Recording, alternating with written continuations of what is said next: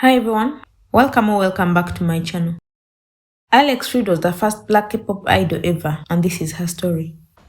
Alexandra Harris Reid Valley was born on March 5, 1989 in Kansas to her mother Loretta Reid and her father Alan Valley. Alex's family relocated to Dallas, Texas where her career began. Starting at an early age, Alex was modeling, singing, and starring in reality TV shows.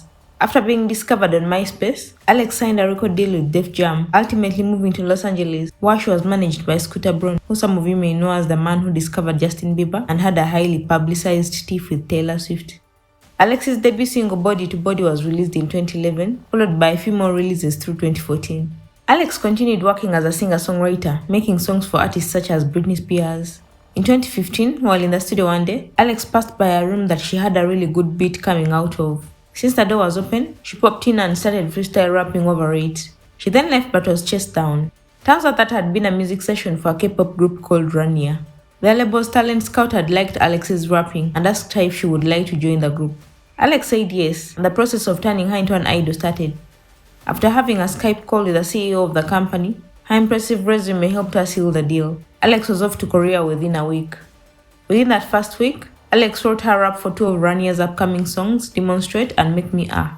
10 days after arriving in Korea, after an intense schedule of last-minute training, Alex debuted with Rania as the first black K-pop idol ever on November 5, 2015. At the countdown performance of Demonstrate, Alex was not in the music video for the song although she was included in the teaser.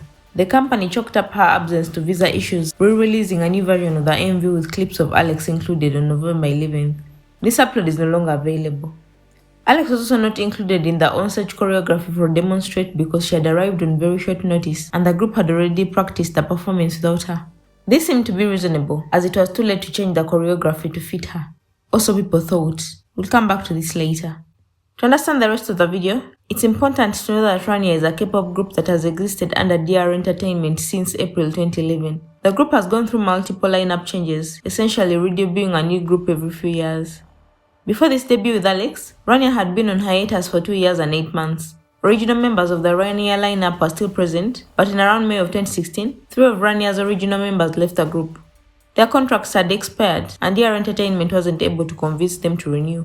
This caused a delay for the group's comeback. And to make things worse, Alex and another member of Rania were supposed to debut as a hip-hop subunit under the name Hex, but this was terminated as a result of company communication issues. Then on August 14th, it was announced that Alex was the new lead of Rania. Despite all of this turmoil and sudden shifts within the group, Rania was able to come back with their new song Start a Fire in December 2016, rebranding with a new name Black Pearl Rania, aka BP Rania. Things were such a mess and communication was so bad that Alex didn't even know about the group's name change. What was disturbing about the Start a Fire music video, which is not private, and the performances that followed it, was that once again, Alex was left out of the choreography and appeared in separate scenes for the majority of the video. This time there was no excuse of there not being enough time to add Alex into the choreography. It was becoming clear that there was some sort of issue going on. During performances, Alex would do her opening rap and would literally walk to stand in the corner while the others performed. It was later revealed that Alex had wanted to be in the choreography, but hadn't been included by the choreographer. Alex said that she had actually cried over being put in the corner during performances, and understandably so. It was clear to fans that Alex was being ostracized in the group, and this was not a result of Alex's lack of abilities. Despite having to learn the choreography purely by watching the instructor, and her bandmates having to mime the movements to her due to the language barrier, Alex was still able to learn the choreography very well. Rania's choreographer made multiple comments to fans when they demanded for answers as to why Alex was being excluded, putting the blame on her for her own exclusion. Alex tweeted that those were lies. Not only was she being left out of the choreography of the group, but also from the style fittings. She was always in a different outfit from the other members, making her stick out even more and not appear as part of the group. Alex spoke about how she would show up for the day and everyone would have an outfit except for her. She would ask where her outfit was and they'd tell her they didn't have one. When she'd ask what she was supposed to wear, they'd ask if she brought any clothes for herself. Furthermore, Rania's stylist failed Alex terribly. They constantly blamed Alex for eating too much when she was just as slim as her fellow bandmates. The stylist also blamed her chest size and continued to be horrible to her, despite Alex being a thin woman. They berated her as if it was her fault, yet there are plenty of people in Korea that are much larger than Alex, and the stylist was just a terrible excuse for a human being. Mind you, Rania's stage outfits were custom made, so the stylist needed only to take Alex's measurements. This wardrobe issue was very stressful for Alex, and at one point on a live stream, her shirt actually burst open. This was obviously a very traumatic experience, and she explained how the stylist came and put a piece of paper down her shirt to try and cover the gap. This was happening live in front of thousands of viewers. Alex spent the rest of the night afterwards bawling her eyes out so bad that the next day she needed ice to bring down the swelling. Yeah, my eyes are puffy just from crying yesterday. It was a really hard day yesterday. It was really embarrassing that my shirt came open on camera. On camera, Rania's stylist didn't even have the sense to apologize to Alex and instead apologized to the manager. It was only when Alex made a fuss to the manager that he told the stylist to apologize directly to Alex. She told you sorry? I'm here. I'm here right now.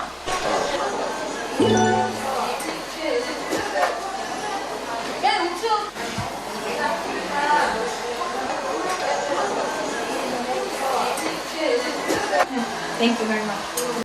Regardless, the apology was useless, but Alex accepted it gracefully. Alex faced a lot more mistreatment when it came to hair and makeup too. She noticed none of the staff ever wanted to work on her. One time, it was almost time for Ryan to get on stage and perform, but Alex's makeup hadn't been done yet. When she asked when it would be her turn, they would tell her soon, and when she insisted that there wouldn't be enough time, they'd ask if she could just go without it. Alex would then have to do her makeup herself. To make things worse, they did not have makeup shades that fit Alex's skin tone, and when it came to hair, Alex, who understood some Korean at the time, had the staff saying they didn't want to touch her and even called her racial slurs. When one staff did finally attempt to work on Alex's loose curls, they quite literally tore her hair. Alex also had trouble finding products that worked for her hair in Korea, although she had a better time than the staff told her she would. They'd insinuated that no products existed for her at all, as an excuse for them not doing their job. She eventually compromised with the staff and straightened her hair so they could style it for her. Alex did this for most of the Starter Fire promo. Sometimes, she'd have to wake up as early as 3 a.m. to do her hair by herself before leaving for the day and walk into everyone else getting their hair and makeup done, going into her corner to do her makeup by herself.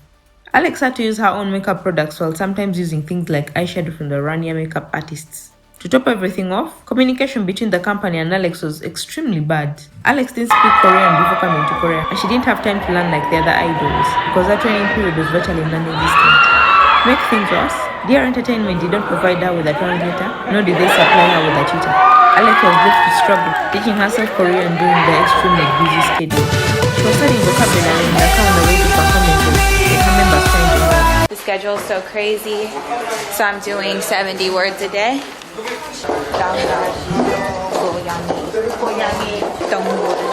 This was very stressful, especially with everything else that was going on, which was extremely isolating for her.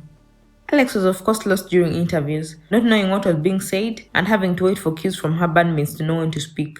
She tried listening for words she recognized, but this was hard to do. Important announcements weren't related to Alex by the staff either, with her bandmates trying to use translation sites to help her understand, but it never really worked out. Alex was completely left out of the loop.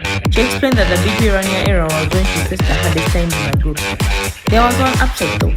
During BB Rania's promotions for their single Let Me Up in February 2017, Alex was included in the entire choreography and got to perform fully with the group for the first time since debut. Her outfit also matched the rest of the group, which made her so happy, but it was unfortunately short-lived. It got to the point where Alex was getting completely left out of performances, with the company citing Alex's conflicting overseas schedule in America. Yet she told a very different story, detailing how she was constantly asking the company when she was supposed to come back to Korea and they would never give her a straight answer. When Alex was instructed to suddenly get back to Korea, she had so much anxiety, she was bawling on the ride to the airport. She was so stressed about going back, she couldn't even get out of the car once they arrived at the airport. Her ride had to make a few rounds around the building before she was finally able to calm down, stop crying and get out of the car.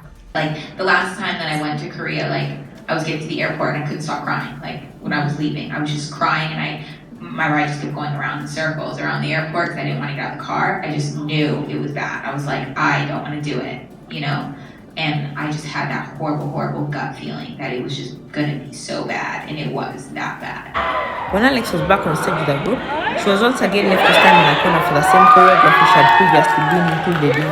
Eventually, Dear Entertainment announced that Alex was officially departing from Manon. That final decision was through a mutual argument, and Alex was finally able to leave the company.